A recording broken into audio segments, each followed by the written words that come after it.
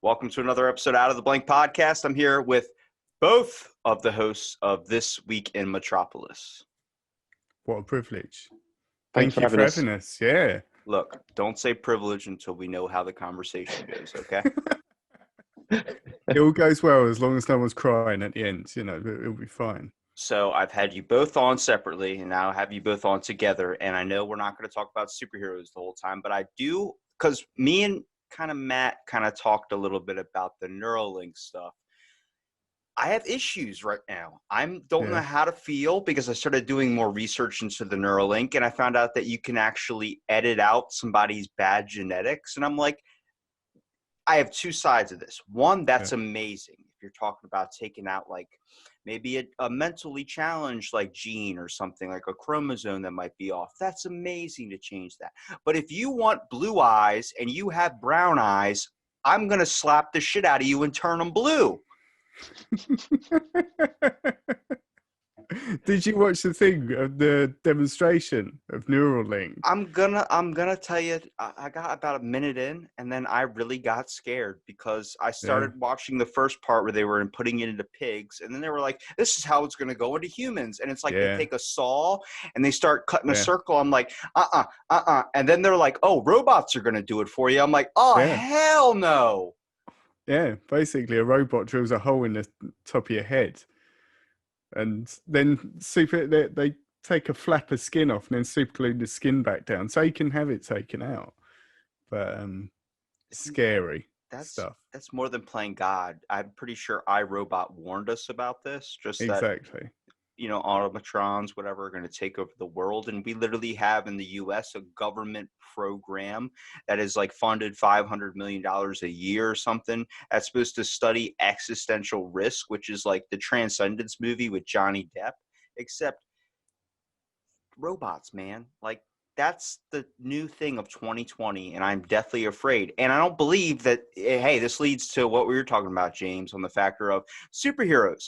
You shouldn't be able to get a chip in your head to get superpowers. I don't know any superhero out there besides Cyborg, and he was in a car accident, so that's like RoboCop style. Not getting a chip in your head where you can download, like, I want fire powers, I want to be able to earth bend, and I want to be able to water bend. I'm like, no. You're supposed to use your damn imagination and not some chip to rely on. You go on, Matt. I was going to say, you talked about on that... I watched quite a lot of that presentation, and towards the end there were questions from like Twitter and the audience and that, and they were talking about like not just the superpowers as such, the basic things you could do, which Elon was like, yeah, that's easy. And so if you have a Tesla car, because they're linked up to an app, you can use your mind instead of the app. So you could walk out to the front of your house and say, and think, I want my car. And the car will drive to you. So, yeah. That's like the dude that I'm jealous of that has like the car that like starts for him so he can just run out to his car and it's already heated up and everything. I'm like, no, you're supposed to go out in 20-degree weather and freeze your ass off and wait for that heat to kick on. Yeah. Scrape it. Yeah. Like the rest of us, mere mortals. Yeah. I swear, I literally just saw, since I work at a gym, we get like the wide variety of people that come in. Well, one dude, rich, as can be, he doesn't look it, but he got this like, I don't know, brand new ass 2020 car. Nobody's driving it. And I just see it in the camera roll up to the front and stop. And then he runs out and gets in the driver's seat. I'm like, I did not see anybody get out of this car. I didn't see anybody walk over. I'm like, is that a self-driving car right there that just did that? And I was like, that's bullshit. You're supposed to take the hike to your car. You're supposed to do the awkward, like, I still believe you should have the mechanical key where you put it in and turn it. Like, even the auto lock or like unlock button on your key fob is like, I broke mine a while ago, so I learned it humbled me, actually. See, I love that, though. I know James has got to take keyless entry, but the only bad thing about it, I love getting in, keys are in the pocket or in the bag, you turn the car on, all that stuff. But what I always do is I get out the car, try and lock it and think, why is it not locking? The engine's still on. I forget to turn it off. On your Qashqai? Yeah. So I just get out and forget to turn the car off and think, why is this not locking? Why is it beeping at me not locking? It's because it's still running. So to fill you in here, Robbie, we've got the same car essentially, and big family cars, and it is like, you know, it's keyless entry, it's start stop and all that. So I know exactly where Matt's coming from, because the amount of times I've done that as well, where I've gone to lock the car and it's beeping at me because it's still running or But whatever. you notice that it's solving an issue that it created in the first place. Because if you had the mechanical key, you wouldn't be able to get out of the car because you have to turn it off by twisting it. That's so it's it, like yeah. everyone's like, well, technology's made our life so much more simpler. I'm like, no, it hasn't. It's just solved the issues that it started in the first place. Like it's a benefit, I think, to only one thing when it comes to your car, is the fact that when you leave your keys inside the car, like on the seat or something, you can't lock yourself out a lot of the times. But I mean, you still can, but that's like purposely like, oh, I'm trying to do a million things at once. So I lock my car while my door's open and I'm still in it. Then I hop out and then it's still locked. Yeah. But like, man, those were good moments in my life when I got locked out of my car. I was so pissed, but trying to, you turn into freaking Christopher Columbus, navigating the whole way to try to get your car back open to get on your ship and go home. And the difference is as well, I mean, even with these newer style and the new tech and everything like that, if there's a problem, I think back in the day with older cars, you could, it was a lot easier to probably fix it yourself and jump start and whatever. Nowadays, there's no chance. You need to call out for assistance or whatever for them to come and sort it, because they'll link up a computer to your car and go, oh yeah, we've just discovered this problem. That's code whatever. Blah, Yeah, blah, it's just, blah, blah, blah. and you're like, you're mine. I saw they were doing a intro into one of the new cars that are supposed to be coming out. Some type of like, I don't know if it was like a style of Lamborghini or something. It looked like the Lamborghini style, but it was like, you didn't even know how to open up the fucking car. Like she's like touching the door handle 4 times, slapping the car's ass, and then running around to the other side doing 3 spins. I'm like, is this the fucking hokey pokey just to get into your car? And then she gets in and it's like movie theater, like got the whole recliner seats now. And then like she lays back and she goes, oh yeah, and this windshield, you can't actually see through it. It's a digital screen. And then the thing pops up. I'm like, I'm scared. Like, you know how many, like there's a movie that came out with Bruce Willis a long time ago, which was all about this. I don't know if you guys have seen it. I forgot what it's called, but The Fifth Element. It's where they go into like the simulation. It's like a fake machine. That's their personal life or whatever it is. Like they can go in like a machine. They sit in it. Oh, I don't know. It hooks to their head like a visor, like a simulation thing, and they get to live through that robot. But it's modeled after them, so they can just go out and. Well, eventually, it's going to turn into where we have 2 separate sides. One that wants technology, and the other one's like anonymous that don't want it at all, that want it to be canceled out, think it's too far, and it's going against God rules. Well, they developed a gun that when they kill you in the robot thing, it fries the system, the simulation that's hooked on your head, and it kills you in real life too. But I'm like, this becomes like video games where there's a giant thing going on. It's like everyone's considered like a Trump conspiracy. They think like, all these things that are coming out about pedophiles, the people hunting them down on the internet and stuff. Well, they believe like it's a conspiracy that people online are setting up fake accounts so people would find these pedophiles and then think they're a hero. So it's like when you play a video game like League of Legends or something like that, your character, you built up this badass guy, and then all these noobs are looking at you like, oh my God, he's the best, he's the strongest, he's the fastest, he's, overall like James, I love that. I love how you did that. But like, he's built like this god, so he's a god in the game, but in real life his life sucks. He's a nerd, he goes works wherever, he does not treated right. Well, that's what's going on with the internet. They think that people are creating false profiles of fake pedophiles, like getting like catfish, somebody copies your account or something. It's like, hey, that's me, you stole my photos and you're using another account. Well, people are doing that, and they're creating fake pedophile accounts and having other people take them down, where they're like, I took down another one, and it's creating this false image. I'm like, how far until we don't want to live in reality anymore and we want to go into this simulation thing and just have a amazing life? I mean, don't get me wrong. When I was a kid, Sims, I had a vending machine in my fucking room. I had so much shit that I was like, now that I'm adult, I'm like, can't have that. I can't be like Matt with an arcade machine in my family room or whatever. I can't do that. But I like to entertain the idea of I can go into a thing and just live how I want to live. I would love to, go to play Grand Theft Auto and just run over on the sidewalk and hit people. That's fine. 20 points, 30 points, sure. But I can't sell drugs. I can't do mounds of cocaine and fly a helicopter. I don't think I could handle it. drive a tank down the road and things like that.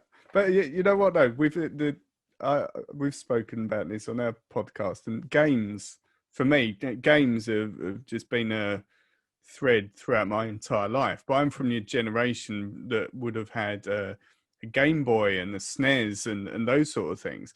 And when we had those, you'd look at the arcades and think, wow, that's so cool because you can fight or whatever it is. Now seeing the level that games are at now, sort of 20 years later, it's insane. And thinking in another 20 years, like you said, where's that going to be? Like Fortnite, I often say about Fortnite and give that as an example, but the online capability of Fortnite in that they do, I don't know whether you've seen the live events that they do in Fortnite, and you've got millions of people all together in an event which is happening in real time that everyone's sharing. And they did a Travis Scott concert probably 6 months ago or something like that. And it's just mad. You're even though you're watching it on the screen, you feel immersed in it because there's, these huge, like in scale in the game, like a 200-foot Travis Scott, and then it explodes, and then you're underwater and you're swimming, and all of this stuff is going on. But it's live in that moment, isn't it? Yeah, it's exactly. You're experiencing it in that moment with millions and millions of other people. I think they had 20 million people or something on it. Yeah, you get that. We spoke about Avatar, didn't we? And that sort of connection and things. It is almost like that, and you think, well, the transition. Well, if we're then wearing headsets and experiencing it, so it's even more immersive. It's crazy, absolutely crazy. Well, people bring up the point, like, what happens if the internet fails and all this time you've invested is just gone? You don't have anything, this thing you built up a life in. I'm like, but we all noticed pandemic came through. We all kind of realized we took a hit. Like, reality isn't as sensitive as you think. It might be safer. I just don't want to get to the point where I think it'd be cool. It's like when you're watching a movie, what's better than watching a movie in the movie theaters is doing it in 4D. The one that actually makes you feel the effects. Shakes like you you're freaking. Let's say this week in Metropolis, we're going to a phone booth. The fucking thing explodes. Wind hits your face because you get hit with like a telephone or something. Yeah. But then that's like the safe zone, and then now we're hitting to the spot. How long until I can just put something in my head and then go right into a movie and be like, I get to live as superheroes, or I get to do this, and then I get to experience it. But that's going to cause so many people not to want to experience reality anymore, to the point where it's going to turn into hoarders where you're eating couch furniture and you're living in a mess. Like, have you seen that show?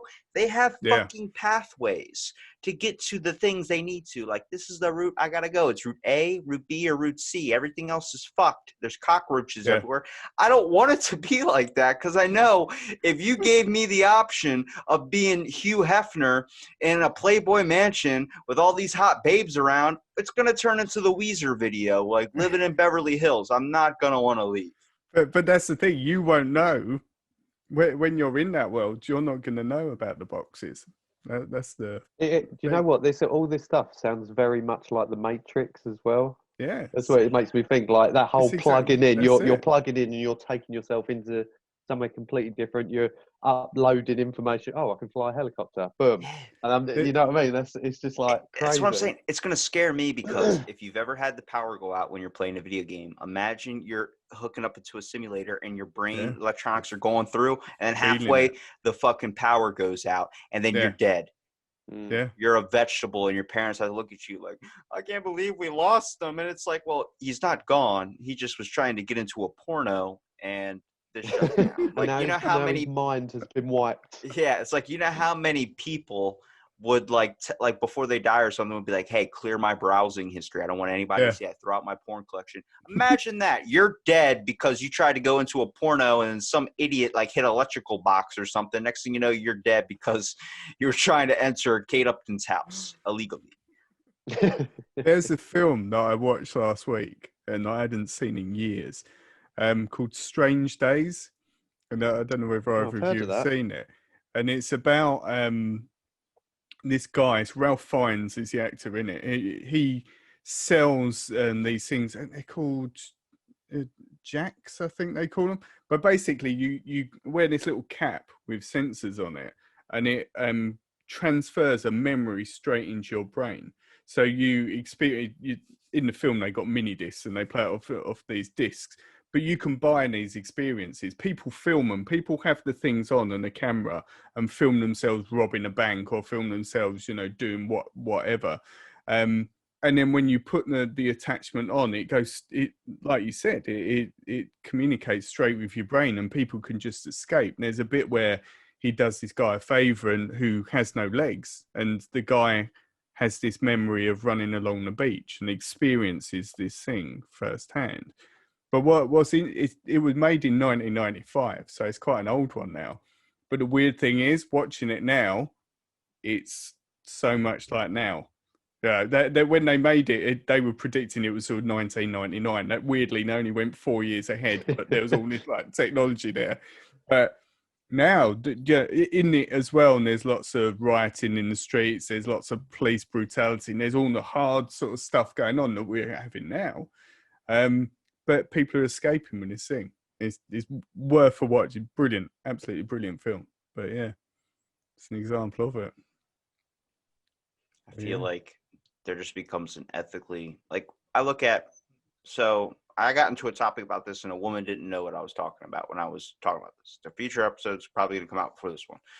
But it was on the idea that people during cosmetic surgery, like kids were getting cosmetic surgery at the age of 12 to be able to fix things like, oh, they had their ears or something. It was like too big or something because they were getting made fun of in school, bullying wise. That is up to the parents, obviously, up to the kid. I get it if it's pretty bad, but you shouldn't also embrace your flaws as well. I mean, I had things I didn't like, but I never wanted to get cosmetic surgery to fix them. I dreamed about it, but honestly, I look back on it and I'm like, you don't need to. Especially not at 12 when you're still growing and you could look completely different, in 5 years. The documentary on Netflix, and I mean, James, you guys can kind of speak on this perspective of the fact of like being a parent, being an adult or something, you're looking down at like your kid wants to get surgery because he's getting bullied for freckles or he's getting bullied for, his chin's a little bit like he's got a double chin or something. Now, that started, I was watching this YouTube documentary about a girl that wanted to get her ears kind of shaved down or pulled back so they weren't so like flipped out forward. And I was like, they weren't bad. But then she was talking about it. And then that scene led to another patient that was like, I just wanted to get bigger boobs. I just want to get this. And I'm like, you're fucking 13, 12? Like you're getting that. Yeah. And then it stopped being for bullying purposes to, I want my daughter to be the best in the beauty pageant. It's like, you've seen those happen. And I was saying to someone, they're like, really, that's happening? And I was like, you don't know about this? Like you're what? Like, it's amazing to see that, like how far people will take something. And the problem with the Neuralink was that ethical issues. It's, how far until, that's amazing. You can be able to do RoboCop style stuff, or you can get somebody a leg, you can get somebody an arm, but it doesn't stop there because then there are people that have those things that want to get theirs taken off. It's going to lead into this whole thing where like, well, you're telling me Jimmy can get a new hand like that guy on YouTube? All right, Jimmy, light this M80 off in your hand and we're going to get you a new one. And he's like, okay. And he starts screaming and then he gets a new robotic hand. People are going to want to get things taken off to get new things added on to make their life easier. And I'm like, that's where I have an issue. It's like, they were talking about when I was reading the article was the fact of you can insert like this Neuralink thing into your head. It can fix insomnia. It can fix so many different mental issues. And I think that's amazing. But I know it doesn't stop there. And that's how it starts, with good intentions. And everything always leads down a bad road. Eventually, there are going to be people that are like, I'm going to chop my arm off so I can shoot a laser out of it with a robotic arm. And then it's going to go into dick modification. It always leads down to the dick. Like, they did a study that showed when people would wake up from surgery, what would be the first thing that they would check? And they did this study about like 20, 30 years ago. Can you guess what the first thing a guy would check when he wakes up from a surgery? What surgery is it? Doesn't matter. It doesn't matter. James, what is it? Oh, it's his dick, isn't it? Yes. You know what people check now? Their phone, probably. Their phone. That shows you that your phone is more important than the one thing that can separate you from a gender or something is a dick. Well, I can't say that because maybe you'll get to the point where you have your dick is linked to an app and then you know. Well, you hit a button on the phone and it starts your dick for you. Like, Yeah. I'm gonna set a timer on it, like when you're going to sleep, just a sleep timer. Sleep mode. Sleep mode. Oh dear. Yeah. I think for me, from what you're saying, Robbie, it's where it becomes like I'm all for if it's something to help. So you know, you have like babies or kids who are born with not fully developed, so they might have limbs that aren't fully developed that they could then have prosthetic arms or legs or whatever to help them in that way. But I think it for us three here that are for my wife. Where's the other one? Apart from my wife who popped in momentarily. For us, who, as far as I'm aware, we're all kind of fine. There might be small issues that we might have, but nothing that's that you'd go and pay money to have changed probably or genetically. And this is the thing, it's enhanced. And I think if you start having things, be it Neuralink or like you had wasn't there I'm sure there was like a sprinter or something like that who had, wasn't it someone like who was the guy who ended up, didn't he kill his Oscar Pretorius? Oscar Pretorius, yeah, like that. If he was in a race against normal sprinters, there was something about he had slightly longer blades. Exactly, something and like that. Gave him more bounce or something. Yeah, so it then becomes an enhancement where it could benefit them against other people in certain ways. And like you said, even going as extreme as someone wanting a gun or a laser attached to their arm to then go and cause chaos and carnage. Well, it started off with like bodybuilding too. We look at trying to enhance ourselves to a physical like top performance. Well, eventually they had to do these things where they split competitions up from natural and unnatural. Unnatural was like, what the fuck are you on? Like, you're obviously on something. Nobody wants to admit to that, but it creates what I believe the world is kind of doing with technology is a bit of body dysmorphia for everyone. I mean, from someone that's had it and still kind of has it. Like I can speak from that perspective of like, it's kind of weird perceptions that you get. We look at ourselves in a completely different light than someone else that looks at us. Same thing with photos. You see a photo of yourself, you're like, wow, I do look good. It kind of is a supportive thing, but we've been blending those in so much to the point now when we post on social media, it's not really us. It's like a really, really filtered out effect of us. And then next thing you go in reality, like you don't look anything like your fucking photo. Yeah. And then, but that's going to go into body modification. So with bodybuilders, when they started splitting it up into natural and unnatural, it was because they couldn't stop you from taking the supplement. And if you wanted to do that to your body, you could. So they were like, let's just put it into two separate competitions. Eventually, they're going to do that with technology. Okay, this sprinter, he's got metal legs. He's got a techno thing in his legs. We got to put him in a competition. He can't go against actual runners. Like, people fighting for, let's get women in the UFC. Let's do, transgender should be allowed too. Let's do it. Put them up against somebody that is also transgender. Don't put them up against somebody that's like, they had the guy, I think it was Rick Fox, whatever his name was. That was a guy that switched to a girl and he didn't disclose it. And he was beating the shit out of women in UFC. Because their body genetics were completely different. Yeah, you can shave stuff down, you can change some things, but there's hormones, there's a bunch of things. You take blockers for that too. That's like you need to put them in a separate group. I don't want to get to the point where we're in a society where then we're having people with like, optical enhancements in their eyes or something to be able to like go against somebody in an archery competition that doesn't have that, trying to go off natural skill, because they're not going to fess up to it. They might complain like, hey, he's got a bionic fucking eye and I don't. That's not fair. I'm not Robin Hood. I'm not going to be able to win this one.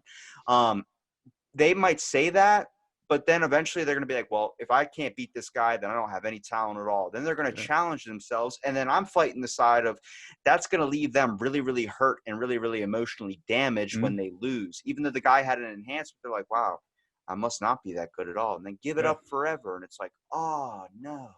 That's mine. Go on, Chase. No, I was just going to say, but that is probably the way it's going. We've seen it in the Olympics and things like that with sprinters and things like that who are using drug enhancement. So, and they're getting found out for it later down the line that they tested positive for something or other, which may or may have not helped them win a race or you know, and drugs is where it's at the moment. And I think it's only going to go into what can we do to give us that little bit of a boost. But it's the same in any sport. You're always looking to how you can improve, you know, even down to from a tech side. And this isn't cheating at all, but from Formula One, we talked about it a little bit last time. With Formula One, every season they're looking at a way. Well, how can we make these cars a little bit faster? How can we get that extra 0.1 of a second? How can we get it, you know, a gram lighter? How can we, you know, it's those and all right, that's not necessarily cheating. Although I'm pretty sure even in Formula One, there's been times when things have been questioned. Like, is that legal? Should they have done that? Not from a, like I say, drug. I don't think drugs are going to help you in a driving sport anyway. But well, if you take like that limitless pill, and the next thing you know, you can see everything. Like accidents happen before they happen. But that's what I was going to say. The sort of drug related, the interesting thing that I keep seeing sort of on the periphery and stuff I've read about. I sort of aside from the podcast now, I've got a real interest in cyberpunk culture. So sort of what started in the early mid-90s and that. And is that because of the video game that's coming out? No, just generally sort of part nostalgia and part I've always been interested in computers and the internet and that sort of thing. So learning the early days of that. But a big part of the early days of the internet and technology and finding this like utopian society was drugs, sort of like what they called sort of smart drugs, which were experimenting with different things that would give you more concentration or give you more focus and give you, you know, these sort of things. So not that you were under the influence in terms of, you know, hallucinogenic or anything, but it enhanced you, you know, and that's something that nootropics, I think, is one of the terms that they showed you that in attached to it. Joe Rogan's a big proprietor of that with Alpha Brain. It's supposed to enhance a lot of your neurological stimulation and stuff too. Yeah. But it's the same thing like in school. It started there too. Kids, you know, during a test or something, teacher starts handing out mints. It's supposed to help you focus. It's supposed to help this type of stuff. Yeah, there's a pill that could be developed to be able to do that. But drugs is something that, especially when you're taking it during sports, like a steroid, you can kind of like joke around like, I think that guy's on steroids. And then if it comes out as true, but it's not going to deter you as much as someone that walks in with a fucking arm 10 times the size of his other arm, like he's been jacking it for 12 months, but it's a bionic thing. Like it's like half Hulk. Like you look at that, you're like, that guy's fucking cheating. But you see somebody that's on steroids, you're like, that guy's cheating. Do you know? No. So it's not going to really kill your mental confidence. You're like, no, I can beat this guy. I can beat this guy. But you see a dude with like a 50-sized arm, you're like, fuck, there's no way I'm winning this arm wrestling competition. If he wants to play something with dexterity, I don't think he can move his fingers that well. But this is something I'm going to lose 100%. He can't play the piano, but he's really good at arm wrestling. He could crush a piano. Hulk smash. Just throw a piano across the room.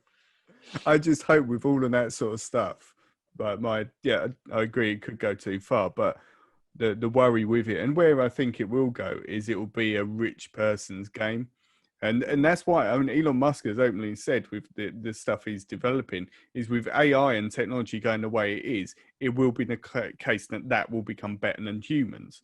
So he wants to evolve humans, but it would be the case, like you said, if someone wants a bionic arm, and you see it in superhero films all the time, the rich, crazy billionaire who's, you know, enhancing himself to become better than human, if you've got the funds to do it, you could. But what I hope is where there are lots of things shared in terms of technology is that the normal, regular guy can have access to stuff as well. So it's almost like, you know, worst case scenario, we're going to be taken over by like technology adapting our bodies, but you know, the compromise or the lighter side of that is everyone gets access to it. But isn't there enough examples from movies where AI turns rogue? Oh yeah, definitely. That's the thing, though. We diverged. We went from trying to create robots to make our lives easier to trying to create these automatronic things like animals and all these other types of things. To now we're modifying ourselves. Yeah.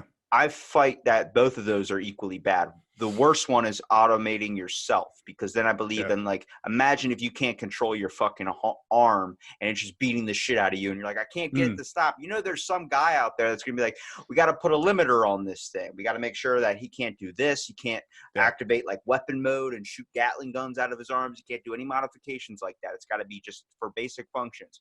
There's going to be some kid out there that's taking a screwdriver to his arm, like, gonna modify this shit, gonna overclock it. The next thing you know, his arm swings out and kills his mom.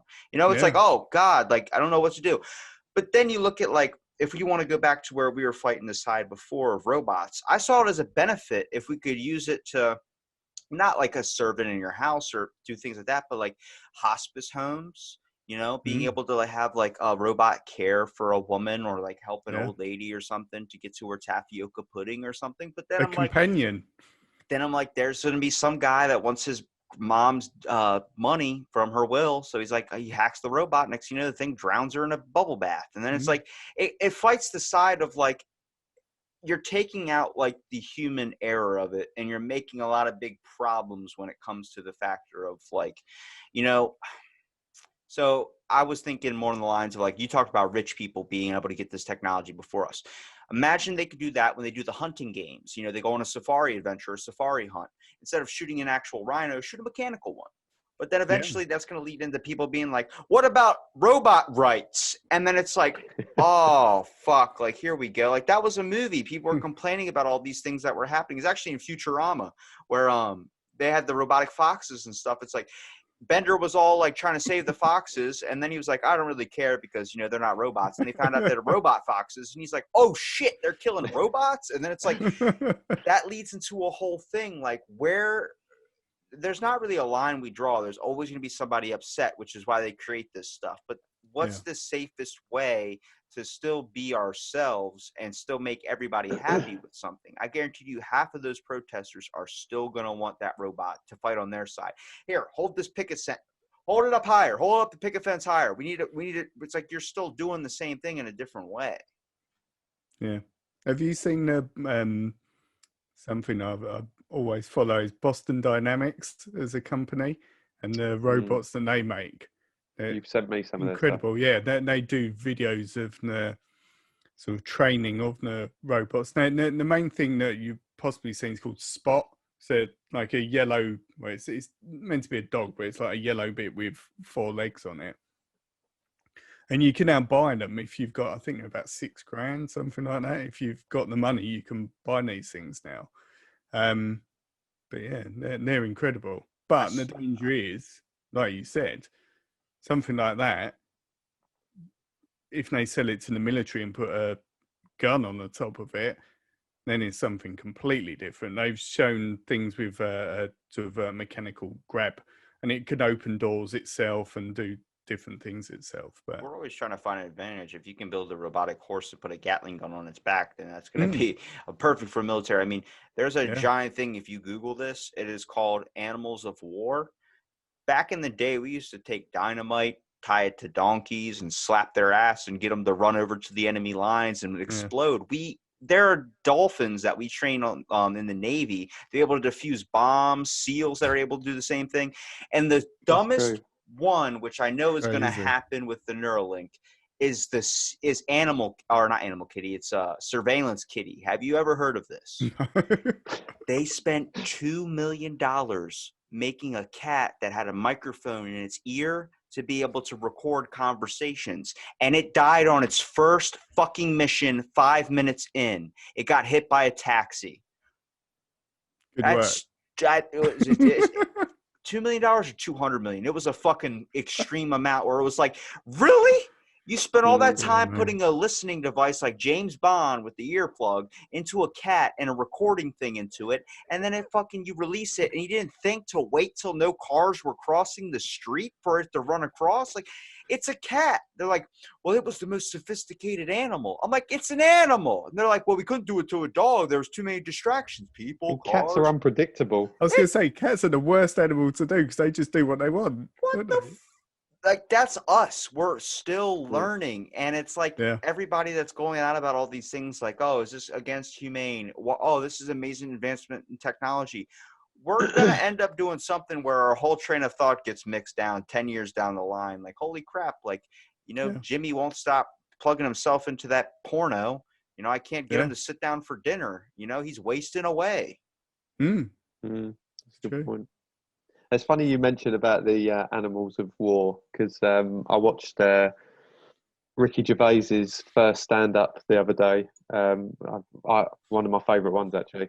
And he actually mentions animals, and I was going to mention it before you did, about the dolphins that can go down and, like you say, they'll drop off or monitor and things like that. And then they've got the seals as well. But his gag was that the seals were just there for moral support. So, like, literally, dolphins, like, they speak their own language. They have really, really smart brains. I mean, basically, if they could speak English, they'd probably be smarter than us.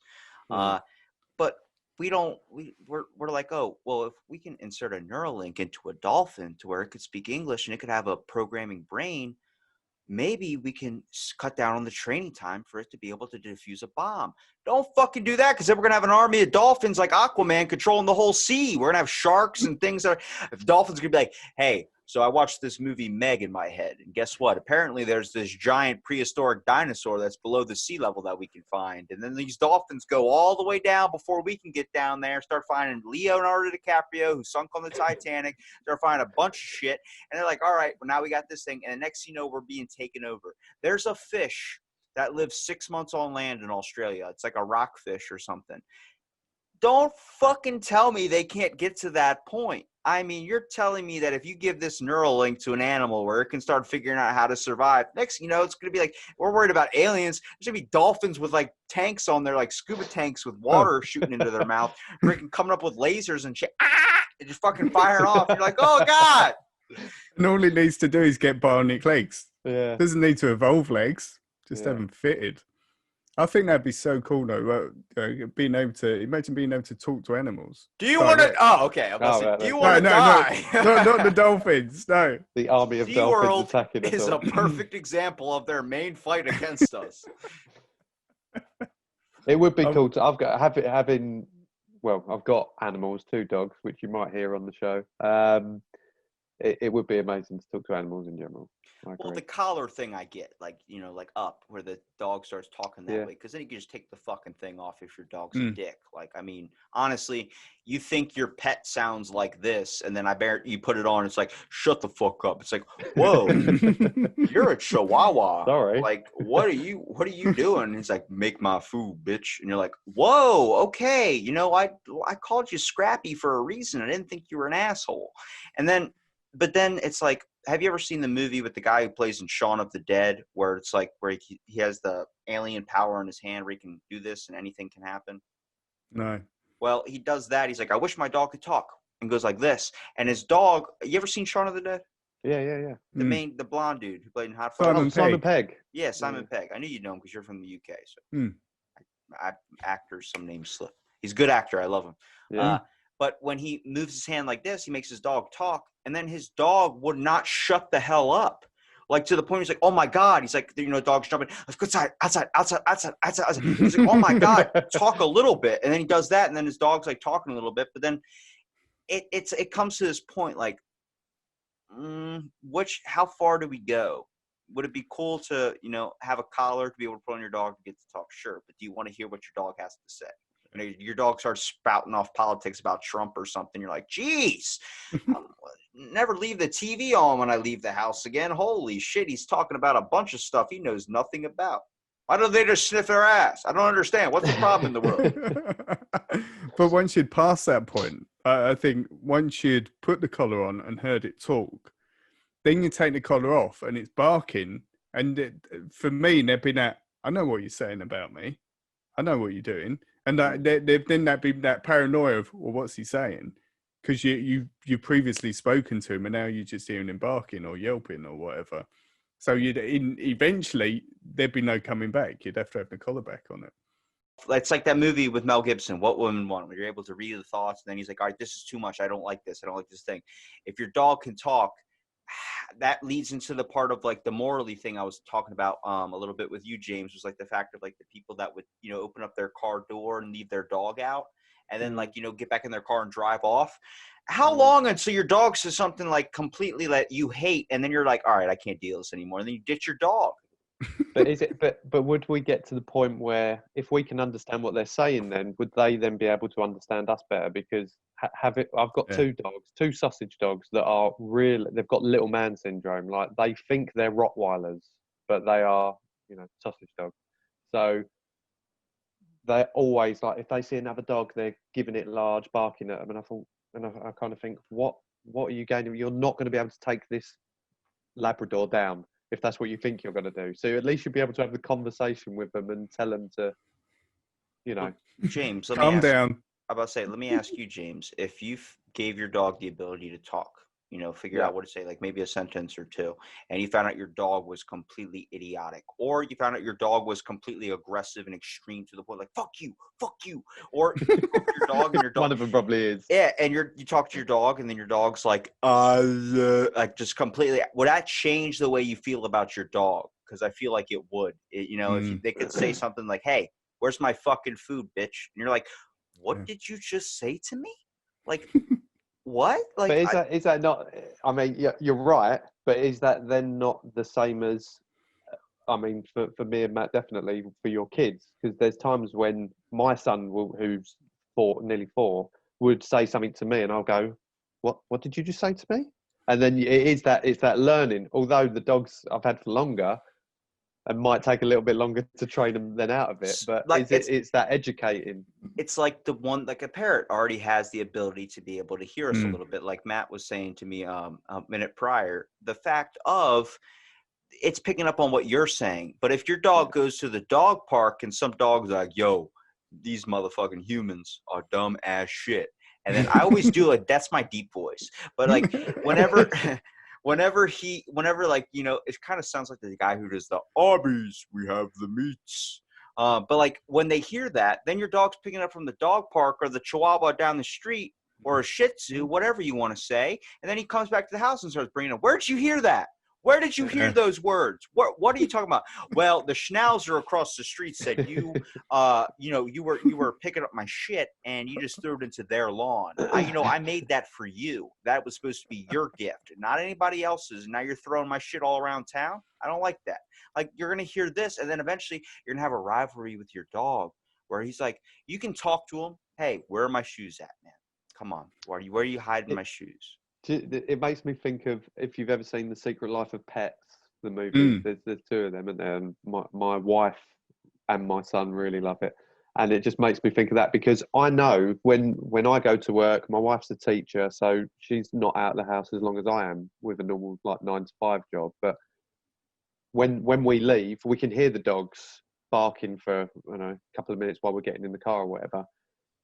And in the film, the relation to that is they're there at the door. Are they back yet? Are they back yet? And that's kind of what I imagine my 2 are like. It's exactly the same. But I love the different breeds in that movie. They've all got different kind of personas and different, the bigger ones and kind of the lazier ones and things like that. It's just, I will tell you from experience, when I would stay home sick from school, sick, faking it, I was like maybe 7 or 8. I sat on my balcony through little bars and watched my dog for like a good hour and a half, thinking that they were doing something when we were all gone. And she didn't know I was there.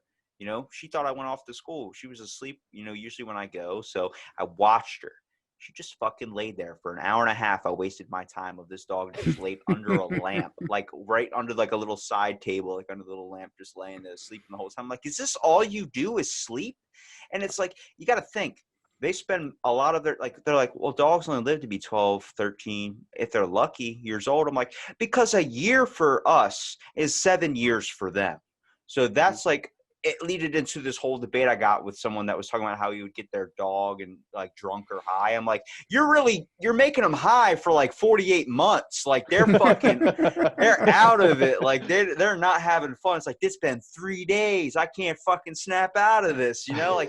Then you wonder why, like, it's like, oh, he's just stoned. It's like, no, maybe he's really messed up. Like, he's probably been messed up for about a month straight every single day. And it's like, I don't know what they think. I would love to be able to know that my dog is doing something intelligent when I'm away. But then I would be like, I'd be afraid, like, is my dog watching fucking cable? Is my dog, like, people set up cameras in their house and they see their dog break out of the cage. What else? Like, I have I would no love clue. to see it get on its hind legs, walk around like a human, and just do human things. Pull a beer out of the privately. fridge. Yeah, that's it. Just back on the sofa, watching TV. Nice. I wish But I my think dog's done that. if we started understanding dogs more, like you'd have that, like you said, you'd have that situation that you think, well, I really don't get on with my dog. I need to move on. But then finding a new dog would be a lot easier because you'd understand it. So if you're looking for a new dog, it'd be like dating, wouldn't it? It'd be like Tinder for pet owners. You'd get to know your dog's interests and find ones that are compatible with yours. It goes Definitely. back to the beginning. So I'm going to ask you both this separately. James, if I offered, let's say you're about to have a kid, okay? It's about a month out until you're about to have a kid. If I could offer that I could genetically add anything or take out anything that you want, would you do it? No. Matt? No, definitely not. Okay, there's an old, it's by this channel called The Whitest Kids You Know, WKUK. It's a very funny channel. It's an old sketch thing on Comedy Central a long time ago. Probably wouldn't be able to be played today. But they had a thing where they walked into the doctor's office, and genetic modifying has been around forever. So he goes in, and they're sitting there, and they're like, okay, well, we can do anything you want. You can change anything you want about your kid before it comes out. It's like, oh, really? So, and the doctor's an Indian guy. So they're both white, and they're sitting there talking to the guy, and he's like, how would you like it if your kid was of a different ethnicity? And they're like, you could tell they don't, they want their kid to look like them, so they don't want it of a different ethnicity. And then eventually, they start accepting a bunch of things. It's like, what about if your kid spoke a different language than you? And it's like, and they're not trying to be rude, or they're not trying to be this. And eventually their kid comes out to like having one leg, an eye patch, blue. But he's really funny. That was the thing. We can make him really funny. Oh, and then as they're walking out, they're like, this kid better be fucking funny. Like, you know what I mean? Like that whole thing. How far until it's too far? Do you think it's acceptable to genetically modify your pets, or is it acceptable to genetically modify people? Because you're going to see both sides of the argument here. If I can make my dog smarter, I can make my son smarter. Well, then you're going to have animal rights protesters. You're going to have human rights protesters. So do we dive into it at all?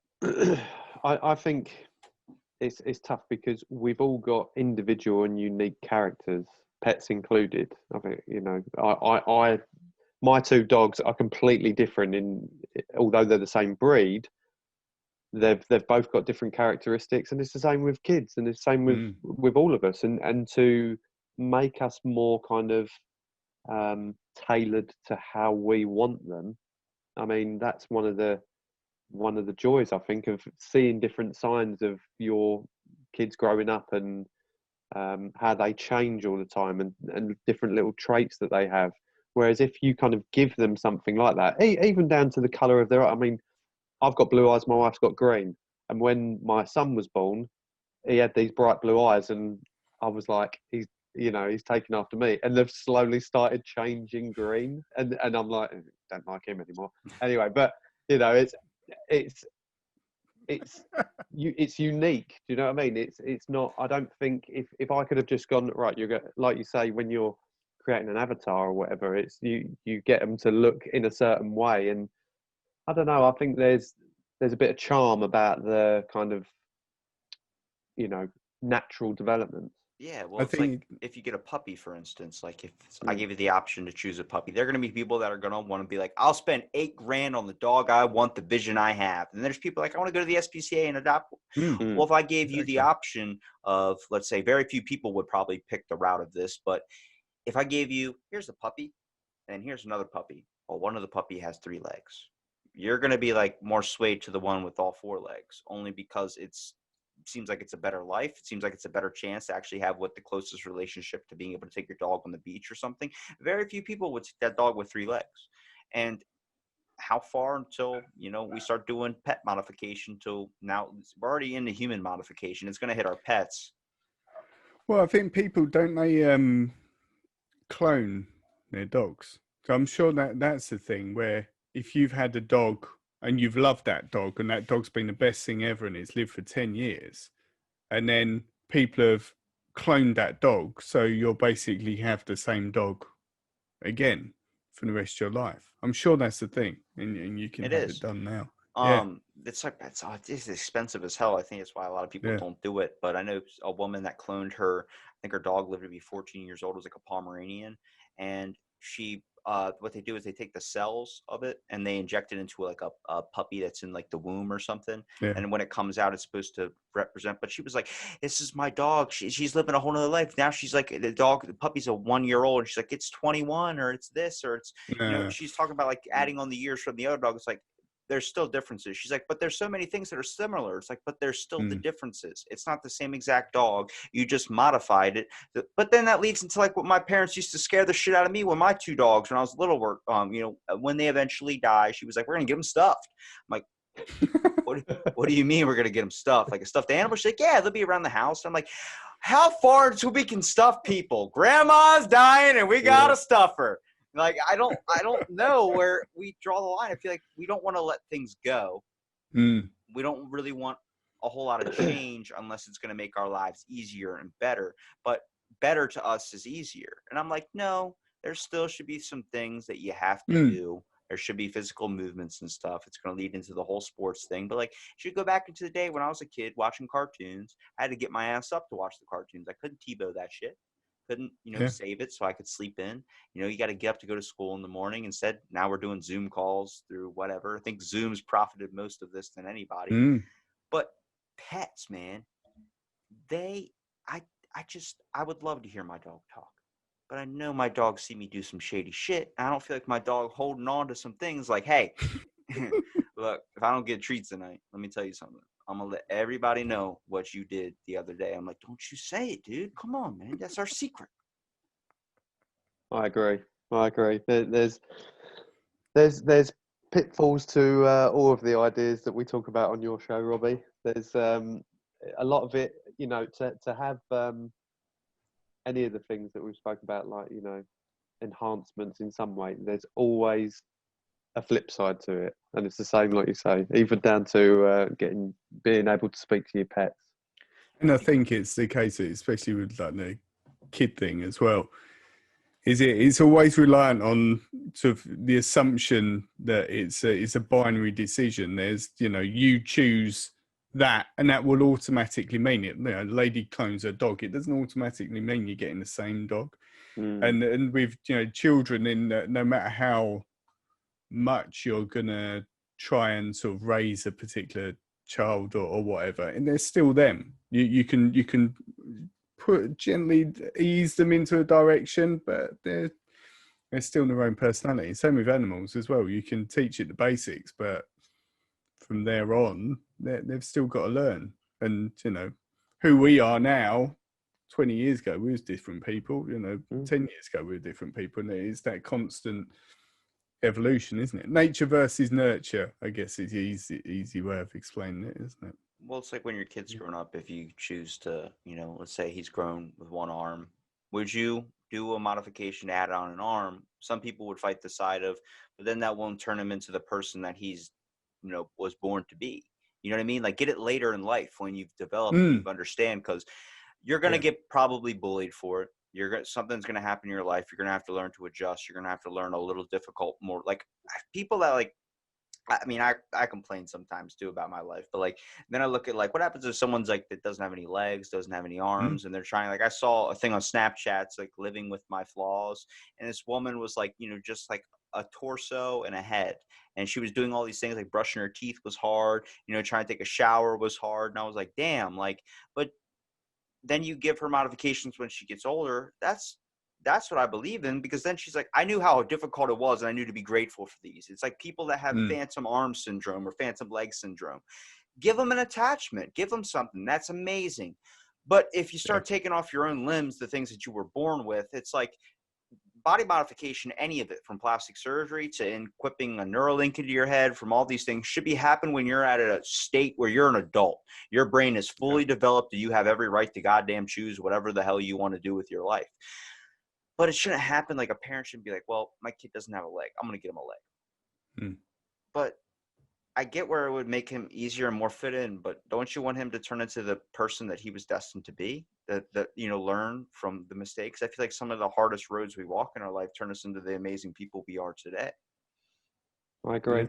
I think life's full of challenges, be it personal challenges or what's going on outside the four walls that you live in. And I think that's how you grow as a person and you develop to the conditions that either you deal with or that you're dealing with outside. So I think to make things, if you can make things easier when it's more beneficial for you later in life, I definitely say so. If you can cope with, I mean, at the end of the day, like you say, if you're born and you've only got one arm, it's amazing to see how quickly you would adapt. I mean, my boy broke his arm when he was one, fell off the sofa and just the way he landed, and had to have. I've never broke a bone in my 34 years of life, and to see my son have a cast on and just adapt to it was, I mean, Matt, you remember seeing him when he had his, it didn't even faze him. And it's amazing to, I mean, that I'm taking it a different level there, but you know, at the end of the day, that was out of play for however many few months it was while it healed. But, and it's the same with animals, you know, you see an animal, I only the other day saw a dog with 3 legs and it was missing one of its back ones. And perfectly fine. One of mine and Matt's colleagues, she's got a cat with 3 legs. You know, and it's amazing to see how we adapt to things and challenges like that. And if you could just go, oh, there you go, stick a leg on straight away, and then that would be a challenge in itself. But at the same time, I think you've learned a lot more from that initial getting over one part to then appreciate it more when you have got another one, if that makes sense. People preach the mind of like, I'm trying to make their life better. I'm trying to give them an equal opportunity. Are you doing it selfishly because you don't like the way that, you feel a little bit uncomfortable? Like having a dog with 3 legs, you're kind of looking at it like, if you had 4, it'd be easier. You kind of feel heartfelt for it. But it's like, is that just your own insecurities of wanting to fix a flaw? I feel like a lot of times, like the dogs with 3 legs have the biggest hearts. They're the loved ones. They know, they feel like they might be making up for something. But it's like, I feel like when people are like, I want to change that, I want to change this, it's like you're just upset about, like, you're uncomfortable. You know what I mean? It's like if you're in a car with someone with 1 arm compared to having your friend with 2 arms, you're going to be thinking for a while, like, I got this, it's like going on a date, like, damn, she's got 1 arm.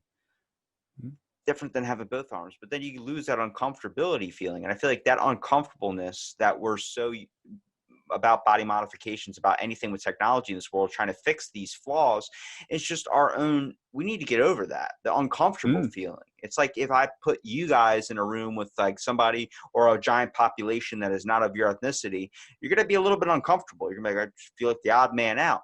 We should learn to eliminate that, learn to, use that uncomfortability, figure out why that's uncomfortability and make it comfortable.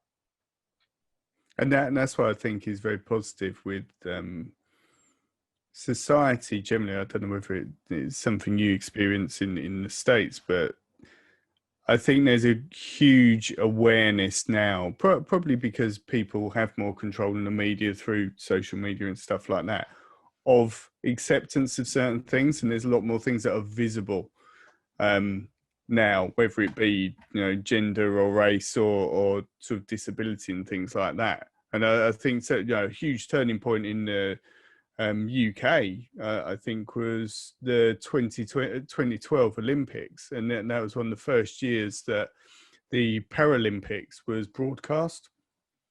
And broadcast, sort of equally to the main Olympics, and has continued to do so on primetime television. And it's, there are now big shows with people with disabilities on and things like that, and successful, presenters and that. And you could see and hear the stories of these individuals and what they'd overcome, and huge things that they'd overcome, and they're there winning trophies, and sort of it's just that beforehand you wouldn't see that positive side like I said, it was probably more of your own insecurities that you were thinking, well, I don't know how to deal with that. But the more people are exposed to it and the more people share that, it's, you know, it's only a good thing. Definitely. I'm still thinking on the mindset, like, I'd rather be bit by a radioactive spider and turn into Spider-Man than get fucking spider webs put into my body like Tom Holland. You do know you can never escape from the Spider-Man thing. Yeah, it's your destiny. Yeah, apparently, James is that your nephew that said that? He did, yeah. He thought I was talking to Spider-Man. So how far until... That's a good lie. That is a good one. You tell your kid that, so then he always looks better at you. It's like Santa Claus. You just tell them when they get older, like, hey, by the way, this was all a lie and conspiracy. Your dog really hates you. Maybe I'll get him to. I'll call you at Christmas so he can speak to Spider-Man at Christmas. But you have to be in full costume. Yeah. Oh, Lord. Look, this has been, I guess, This Week in Metropolis, guys. Thank you so much for coming on and doing the podcast. Obviously, we dived down some rabbit holes. But seriously, you guys, this has been awesome. Glad to have you both on. Is there anything you guys want to say? Anything you guys want to wrap up on? We will be back. We've had a short break.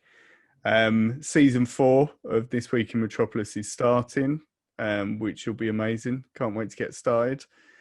And yeah, check us out on social media. James, you are the king of marketing. We're on Instagram, Facebook, Twitter, and you can also visit our website as well, thisweekinmetropolis.com. Yeah, but again, thanks, Robbie, for having us on. Great show. Yeah, it's always a pleasure. I'm going to leave it on this one. What is one animal you would hate to be able to talk? Like, one you're really interested about and one you really would not like. One for me is I would hate to know what an alligator's thinking. 2, I really want to know what a fucking shark's thinking, because I'm pretty sure it's probably like swim, breathe, swim, breathe, swim, breathe, eat, swim, breathe. I think for me, a spider. Sorry, mate.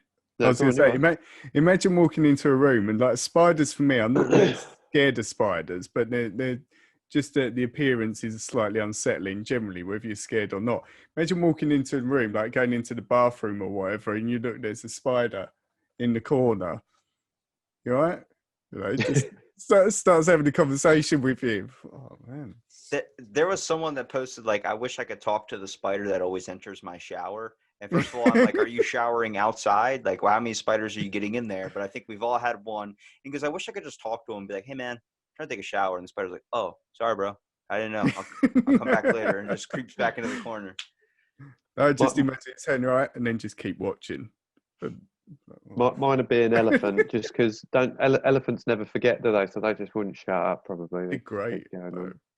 That's like, oh, dude, a tortoise would be dope to have. Like, figure out, like, how old are you? I'm 2,000 years old. I survived Nagasaki. I survived. And it starts going off like, whoa, you're like a history book. And then you find out, like, you don't want to know. And then he starts experiencing, like, exposing a whole bunch of government stuff. You're like, what the what? You were there at the Tea Party? It wasn't like you thought. And I was like, what do you mean? Oh, God. I was on the Titanic, and let me tell you something. It's like, oh, why were you there? We were traveling to another country. I've been all around the world, my friend. It's like, how long has it taken you to get there? 2,000 years. I moved very slow. Amazing. All right. Well, thanks for being on, guys, and stay tuned for another episode of Out of the Blank podcast.